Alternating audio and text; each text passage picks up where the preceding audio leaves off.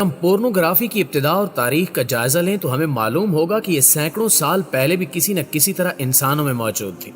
یہاں تک کہ دنیا کی مختلف قومیں اپنے مد مقابل کو ہرانے کے لیے اس حربے کو استعمال کرتی رہی ہیں اور ان کوششوں میں کامیاب بھی ہو چکی ہیں۔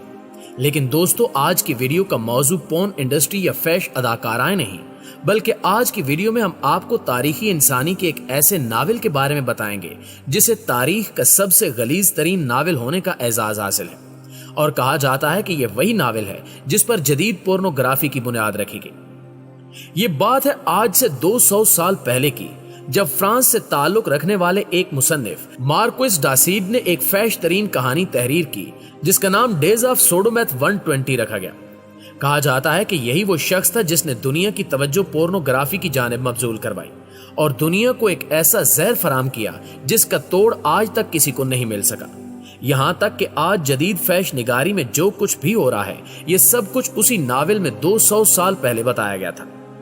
اگر ہم اس ناول کے مصنف کی بات کریں تو 1740 میں فرانس میں پیدا ہوا، جس کا تعلق فرانس کے اعلیٰ اور دولت مند خاندان سے تھا۔ مختلف تاریخی کتابوں میں ملتا ہے کہ یہ ابھی بچہ ہی تھا کہ اس کے والدین نے اسے نوکروں کے حوالے کر دیا اور خود دوسرے ملک چلے گئے، جس کے بعد نوکروں نے اس کی معصومیت کا خوب فائدہ اٹھایا اور جوان ہونے تک اس کو جنسی تشدد کا نشانہ بناتے رہے۔ یہی وجہ تھی کہ جب وہ جوانی تک پہنچا تو وہ شدید تشدد پسند اور جنسی مریض بن چکا تھا۔ یہ بچپن میں اپنے ساتھ ہونے والے بھیانک واقعات کا بدلہ لینا چاہتا تھا، لہٰذا دولت کے بلبوتے پر یہ اپنے گھر میں روز کوئی نہ کوئی عورت لاتا اور اسے خوب جنسی تشدد کا نشانہ بناتا، اور انہی سیاہ کارناموں کی وجہ سے اسے کئی بار جیل کی ہوا بھی کھانی پڑی۔ لیکن جیل سے باہر آتے ہی وہ پھر یہ کام شروع کر دیتا۔ لیکن جب یہ ان چیزوں سے تھک گیا تو اس نے اپنے دماغ میں بھری ہوئی غلاظت کو لکھنے کا فیصلہ کیا، اور پھر 3 ماہ کی مسلسل محنت کے بعد اس نے ایک کتاب لکھ ڈالی جس کا نام اس نے ڈیز آف سوڈومیتھ 120 رکھا۔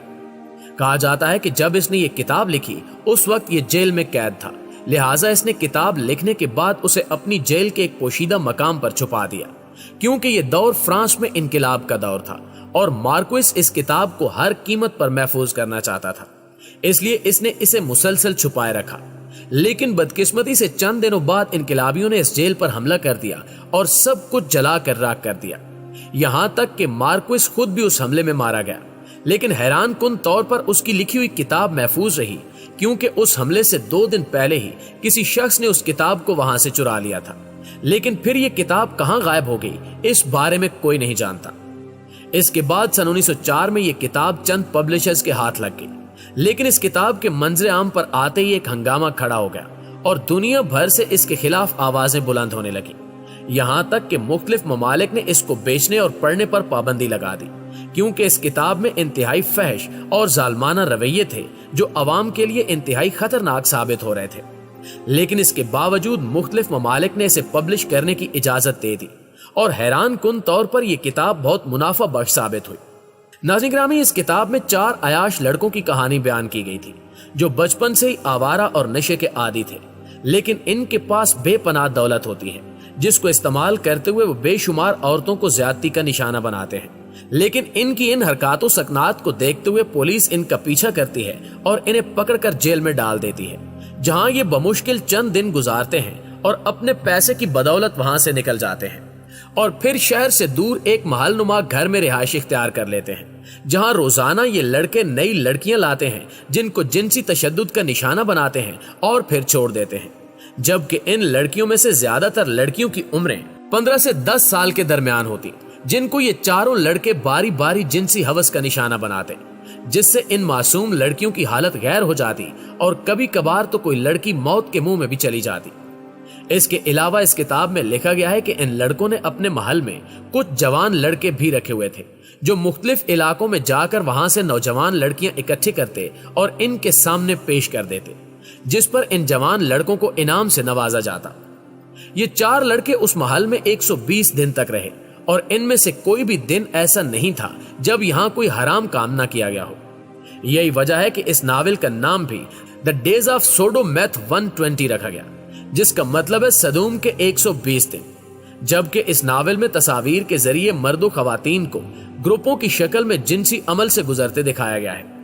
اس میں پرتشدد جنسی عمل और जानवरों के साथ जिनसी अमल की तस्वीर भी शामिल हैं, जिनको देखकर इंसान के रोंगटे खड़े हो जाते हैं। कुछ अरसे बाद पूरी दुनिया में एक मर्तबा फिर इस किताब के खिलाफ आवाज बुलंद होना शुरू हुई,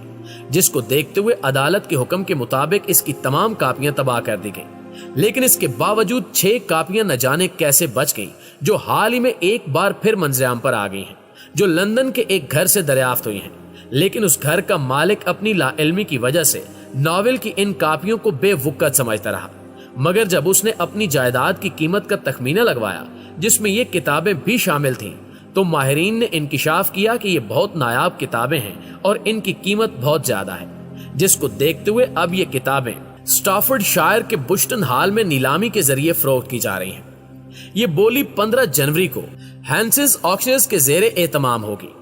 जबकि हैंसेस की लाइब्रेरी डिपार्टमेंट के सरबराह जिम स्पेंसर का यह कहना था कि नॉवेल की ये कापियां 3000 पाउंड यानी तकरीबन 4,84,000 रुपए से 5,000 पाउंड फी कापी के हिसाब से फरोख्त होने की तवक्को है।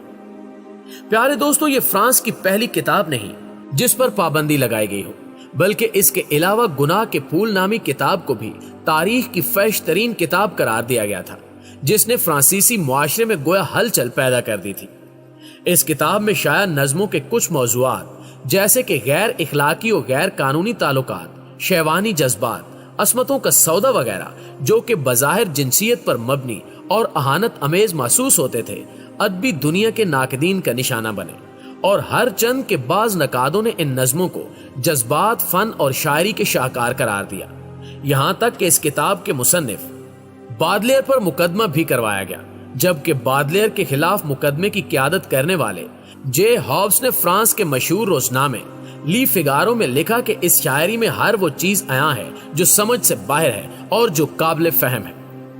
बादलेयर की जिंदगी बचपन से ही इसके लिए पेचीदा और तकलीफ दे रही, और वालिद की मौत के बाद इसकी मां ने एक आमराना मिजाज और सख्त डिसिप्लिन के हामिल मर्द से शादी कर ली थी, जिसने बादलेयर का जीना हराम कर दिया। लेकिन इसके बावजूद अपनी मां से बादलेयर का जज्बाती लगाव ताउम्र कायम रहा। गुनाह के फूल नामी इस शेरी मजमुए से 6 नज़्में हज़फ कर दी गईं, लेकिन बाद में यही 6 नज़्में अलहदा तौर से 1866 में इशाअत पजीर हुई। बादलेयर की हिमायत में सैकड़ों अदबी शख्सियात ने इस मुकदमे और सजा के खिलाफ आवाज उठाई। हत्ता कि विक्टर ह्यूगो ने बादलेयर को लिखा था कि तुम्हारा ये शेरी मजमुआ अदबी मंजर नामे पर सितारों की तरह चमक और दमक रहा है, लिहाजा मैं अपनी तमाम तर कुव्वत के साथ तुम्हारी अजीम रूह को सलाम करता हूँ। बादलेयर ने इस फैसले के खिलाफ कोई अपील नहीं की थी, लेकिन फिर भी इसका जुर्माना कम कर दिया गया था। तकरीबन 100 साल बाद 11 मई 1949 को बादलेयर के खिलाफ जारी फैसले को सरकारी सतह पर वापस लिया गया और इसकी 6 नज़्मों पर लगाई गई पाबंदी को भी खत्म कर दिया गया। और यूं बादलेयर की पेशन गोई सच साबित हुई कि उसकी वफात के बाद ही इसकी अदबी तख्लीकात का मुस्तहसन एतराफ किया जाएगा।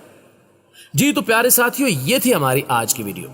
आप दोस्तों की राय आज के हवाले से क्या कहती है, कमेंट करके हमें जरूर बताइएगा। इंशाल्लाह आपसे मुलाकात होती है अगली वीडियो में। तब तक अपना ख्याल रखिए। अल्लाह निगहबान।